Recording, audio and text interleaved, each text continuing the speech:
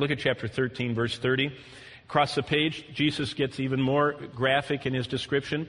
He says, let both grow together until the harvest. That's the false and the true, the non-fruit bearers and the fruit bearers. Let them both grow up together. He's talking about the church, basically, where within every church there are those people who appear to be Christians, who talk and act at times like that, right next to the people who really are. And it's hard sometimes to sort them out. It's like wheat and tares. They're growing up in the same field. So he says, don't clear out the church. There will always be believers and unbelievers. There will always be the ones who are faking it. But let them go together. But then he says, at the time of the harvest, I'll say to the reapers, first gather together the tares, bind them in bundles to burn them, but gather the wheat into my barn. Verse 40, therefore, as the tares are gathered and burned in the fire, so it will be at the end of the age. Verse 42, and will cast them into the furnace of fire.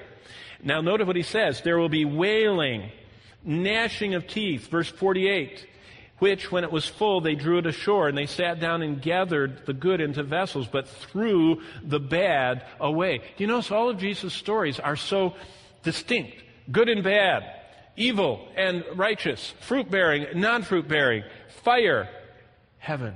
See, there's no middle ground here. We don't have kind of making it and, either you make it or you don't. Threw the bad away. Look at verse 49.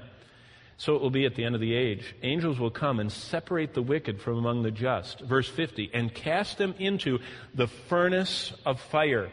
There will be wailing and gnashing of teeth.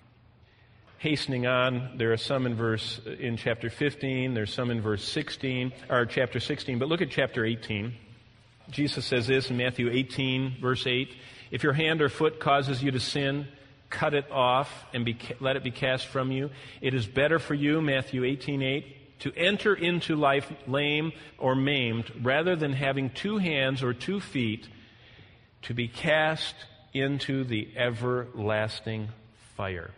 Verse 9 of chapter 18, if your eye causes you to sin, pluck it out, cast it from you. It is better for you to enter life with 1 eye rather than having 2 eyes, to be cast into hell fire. Down to verse 34, same chapter. Jesus told a bunch of parables and stories, and they don't have very good endings. Verse 34, his master was angry and delivered him to the torturers until he should pay all that was due. And he's talking here about the agony in life of having bitterness and anger. And what it is a picture of how people say, well, I have my hell here. You ever heard someone say that?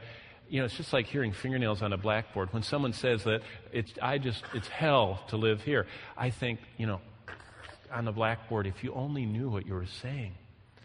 This is such a small glimmer. Pain that we feel now, emotional duress and depression and the bitterness of having the growing anger over sin that we don't deal with in our life is just a foretaste of the horrors. The torturers of life are just a foretaste of the horrors of hell. Look at chapter 21. Jesus continues in verse 41. Another story he tells. And this is the ending to the story in Matthew 21:41. And they said to him, he will destroy those wicked men miserably. Continuing down to verse 44, whoever falls in this stone will be broken. On whoever it falls, it will grind him to powder. Speaking again of the intensity of the eternal judgment. Chapter 22 in verse 7, the next chapter over. Another story. When he heard about it, he was furious. He sent out his armies and destroyed those murderers and burned up their city. Again, a picture of what judgment will be like. Verse 13, and then the king said to the servants, now he continues this idea in 22:13. The king said to his servant, bind him hand and foot, take him away, cast him into outer darkness, where there will be weeping and gnashing of teeth.